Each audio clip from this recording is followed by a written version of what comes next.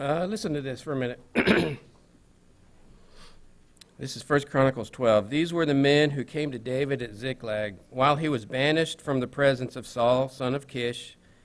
They were among the warriors who helped him in battle. They were armed with bows and were able to shoot arrows or to sling stones right-handed or left-handed. They were kinsmen of Saul from the tribe of Benjamin.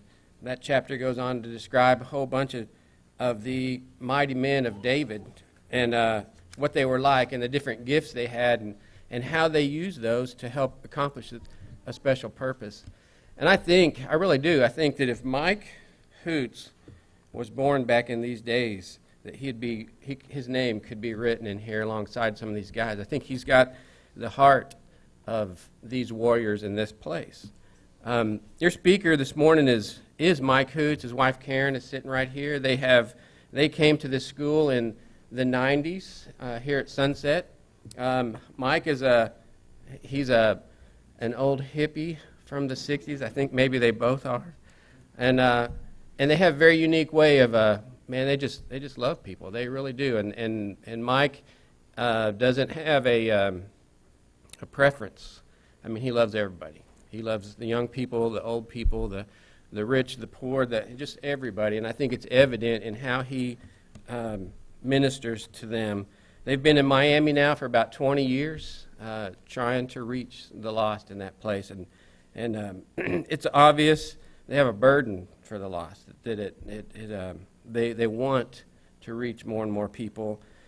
I will say this, in verse 8, it says, some Gadites defected to David at his stronghold in the desert. They were brave warriors, ready for battle and able to handle the shield and spear. Their faces were like faces of lions, and they were swift as gazelles. They were able.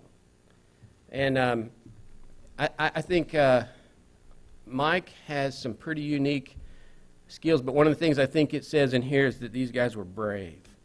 And I was able to go and visit the work there a couple years ago when my supporting congregation went there for their mission trip, worked with Mike. And I was able to drive one of the buses into one of the kind of inner city neighborhoods where they gather up kids every week and bring them to the building for a VBS type thing every week. And it was crazy. And I have to say I was a little nervous myself in the environment. And but this tells you just a little bit about Mike. When they first started doing that years ago, they'd drive through those rugged neighborhoods, and kids started throwing rocks at the bus. So what would I do? I wouldn't go back. What's Mike do? He goes to the leading drug dealer in that neighborhood, knocks on his door and says, "Hey, we got your kids on this bus. You need to have them stop throwing rocks at this bus or we're not coming back." And the drug dealer said, "Hey, we'll take care of that. Don't worry about it. That won't ever happen again." And then they went on to make relationships with all those people in that neighborhood, and they're very well respected. Well, that's the kind of man we're talking about right here. I mean, he loves the lost. He is fearless when it comes to that. And so this morning, man, I hope you are encouraged. I hope you're challenged a little bit. This is Mike Hoots.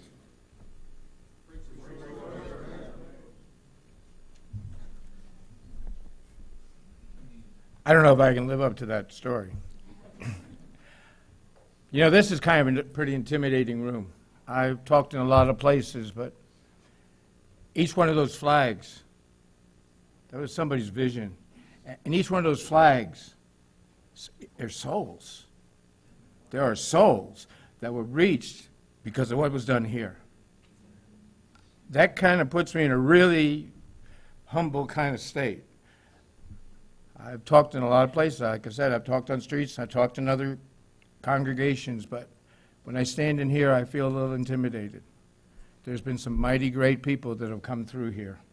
And there's been some mighty great churches that have supported those people. My name is Mike. I have been in Miami for the last 20 years. I first started out working with the Spanish. We planted the Lord did.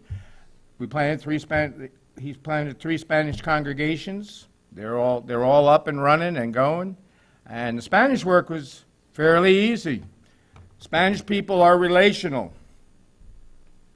We're now working with Anglos. We're working in a congregation that we're basically rebuilding. It was just about to close.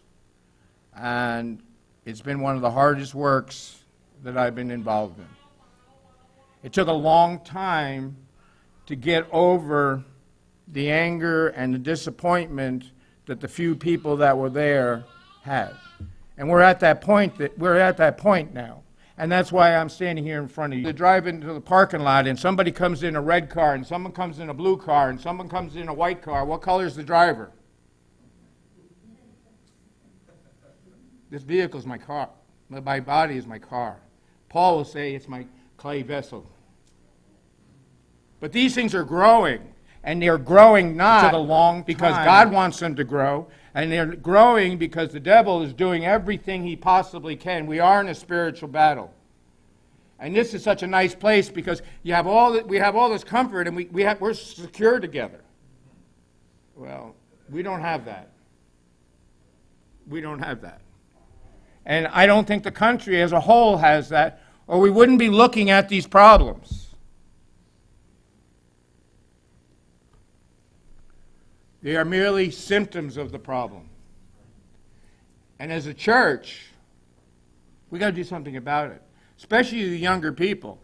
Some of us are getting a little bit older. I'm not done yet, but we're getting older. This is the country you're living in.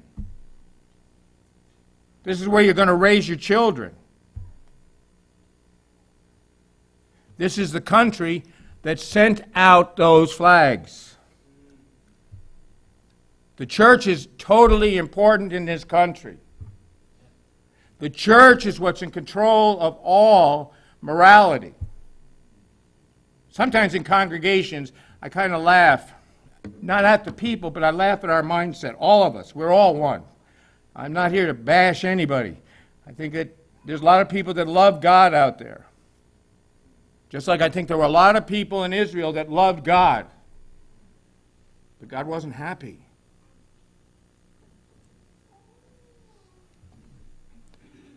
But if a congregation isn't growing, it isn't a matter of, well, we're going to go out and hire an evangelist. How many of you sitting in this room are missionaries? All of you. If you go to Sunset, unless Sunset has changed, they've taught you that. I don't care if you're a preacher. I don't care if you're washing the dishes. I don't care if you're the one walking down the street telling people. I don't care if you're teaching. Every Christian's on a mission. It's our commission. It isn't about hiring somebody. It isn't about who's in charge of the government. It isn't in charge of any of those things. Our society is a reflection of the church, and we got to own that. We got to take responsibility of that and stop pointing fingers. At least I do. The church, it's signs. The church is declining. This is not a myth. It is declining. We're becoming less and less and less, and we're also, our influence in our society is less and less and less. As the morality level goes down in our country, it's because we're not influencing them. In 1 Kings chapter 8, when Solomon dedicates that temple, he said they built that temple so beautiful that the foreigners would be attracted to it and they would come because they would want to know about God. Paul will say that we're the temple of God. Are we attracting people or are we pushing them away? We got to stop and think. We have a problem. I kid with my wife all the time, and listen, I have respect for every missionary, anybody who's out there, whether or not they're in Thailand or Africa or whatever. But like I told you, when we worked with the Spanish, it was easy. Working with Anglos is much harder.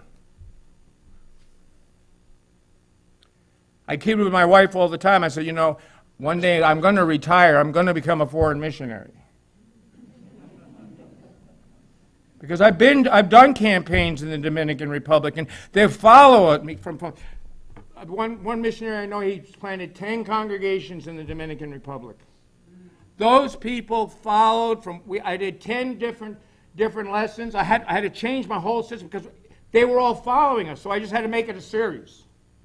Because they followed from one congregation to the other congregation to the other congregation. We were going up a hill, and in the back of the pickup truck, my wife she worked for an attorney, she was pulling her hair out. Because there must have been 25 or 30 people standing in the back of this pickup truck as we're going up this hill, and we slid back on the gravel and went off the road. They got out of it, they pushed it back up on the road, and we went up the hill, and we went to the congregation, we sang, and we preached. I don't think that would happen in the United States. Someone would be talking lawsuit. Our influence in the church in the United States is going down. Turn on the news. Don't look and see what you don't like. We know what we don't like. But it's a reflection of us. If I'm being bold in saying us, it's a reflection of me anyway. I'm not doing enough.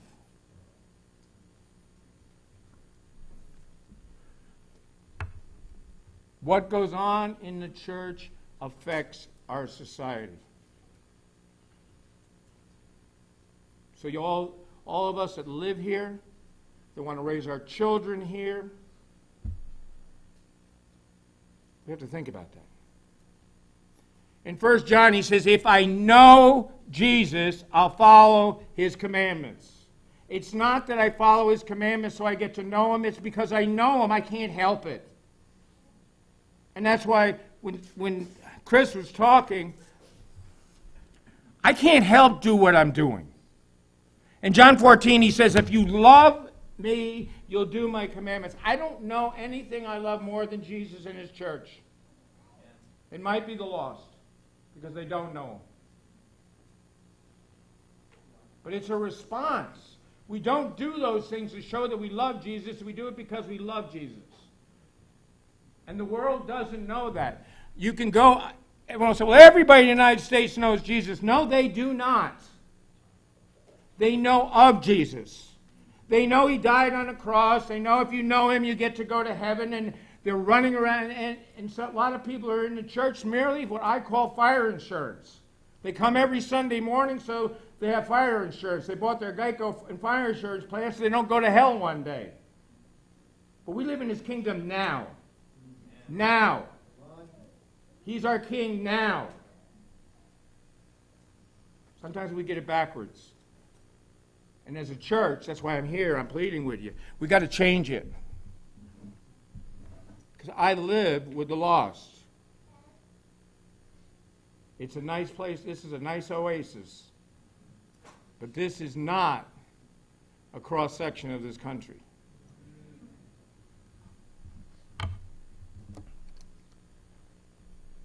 It affects our world because of our lack of influence. I said it in the beginning. These flags, these missionaries, they got there because there was a church that backed them.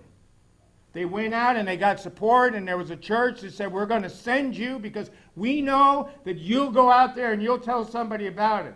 And they had the resources to do it. Is support a little harder to get these days? Why? Why? We've got to think about it. I only have a short period of time. I could talk about this a long time.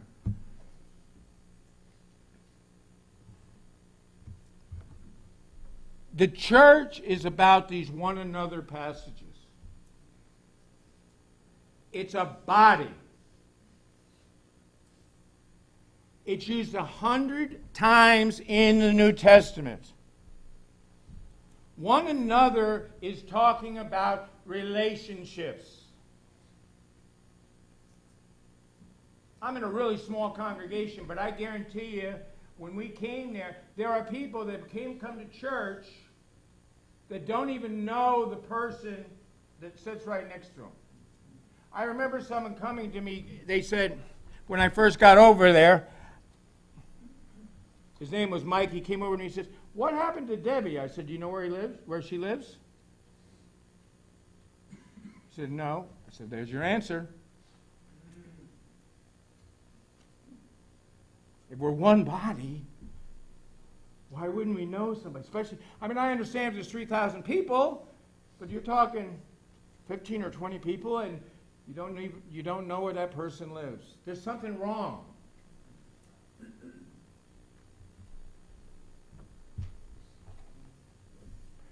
It's about relationships. It's about building a community. If Sunset poured anything into me while I was here, it was that. The Mexico City team had just come back, and they built that congregation by building relationships.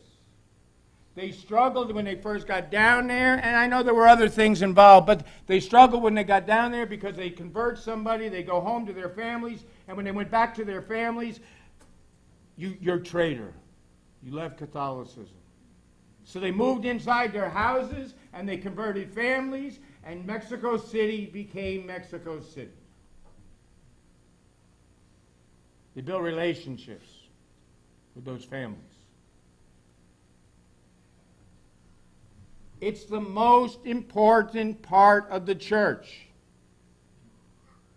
I can't stress it any more than that. You're going to hear it in every one of your evangelism classes. Go out and build a relationship. Build a relationship. Build a relationship. When Amers come to me, they ask me, "What do you do? What's my ministry?" "What's your ministry, Stephen?" Build a relationship. Go serve them. The greatest in the kingdom is a servant. You build relationships by serving that person. You get to know that person by serving that person. And when that person, but you build a relationship with that person wants to know you. You can't. If you don't know Jesus, you're going to go to hell. They're closing the door.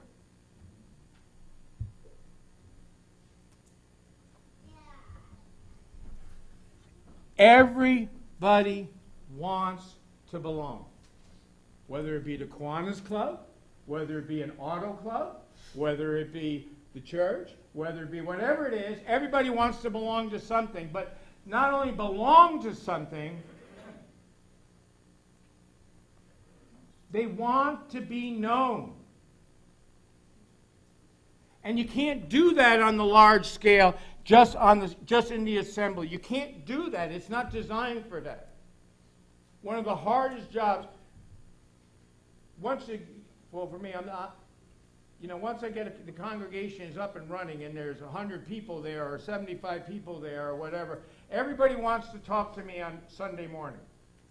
That is the worst time to talk to me. I don't have any time to talk to you right then. Someone didn't get the coffee ready. Someone didn't do this. Someone didn't do that. I'm busy. I don't have time for that. The assembly is not set up for building relationships. It's set up for another reason. It's set up that we can see the communion that we have. That's why we celebrate the Lord's Supper every Sunday. But it's not about building relationships, the large assembly. It may be high and going and hugging somebody because you know them. But you're not going to build a new relationship there. How many times did a single person come into a congregation and they may like you, but you don't see them in 3 weeks. You don't feel connected. You're trying to get people that are busy, that are stressed out, that work 2 jobs, that don't have time to make Sunday morning a priority. It's not going to happen. Sorry, it's not going to happen. Maybe in Texas, everybody knows they're supposed to go to church on Sunday morning, but they do not know that in Miami. And I would say they do not know that in most of the United States.